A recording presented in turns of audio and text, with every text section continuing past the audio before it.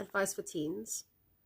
Now, I'm not going to come on here and espouse the same droning on and on and on that you hear from other people constantly. The advice that I give is very real world and it gets you through. And trust me, I've gotten in so much trouble from clients, especially the fathers, because I'm saying the wrong advice, but I don't think so, because I'm the one that gets results out of my clients. So if I'm the one that gets results, then shouldn't I be the one that people listen to?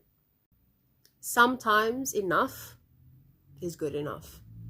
Sometimes you can slack off. If everything is an emergency, that means nothing is an emergency. So we also have to try and differentiate when something is important versus when something is, you know what, it's just fluff, it's just filler. And so for example, in life orientation, you have tasks, you have exams, and then you have the PETs. It's a physical education task. Now the PETs, even though it seems like a lot of work, the weighting is really not that much.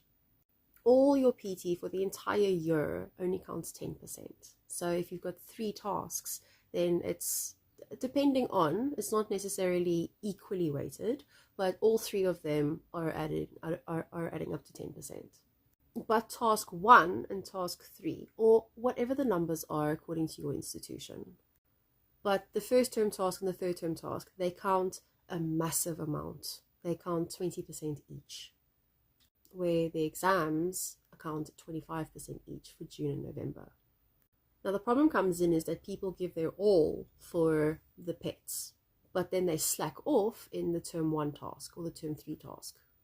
So I say to my client, instead of slacking off for a task that counts 20%, why not slack off for a task that counts 4%? Because what I find is that when I give advice like that, I find that they actually give their all for everything.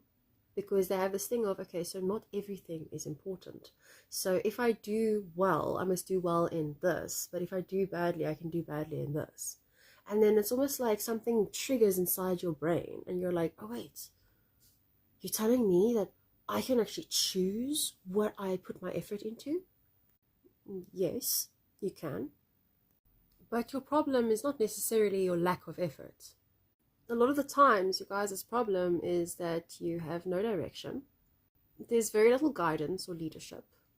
And you have directionless rebellion against the system. It's okay to be autonomous, but be autonomous with a purpose.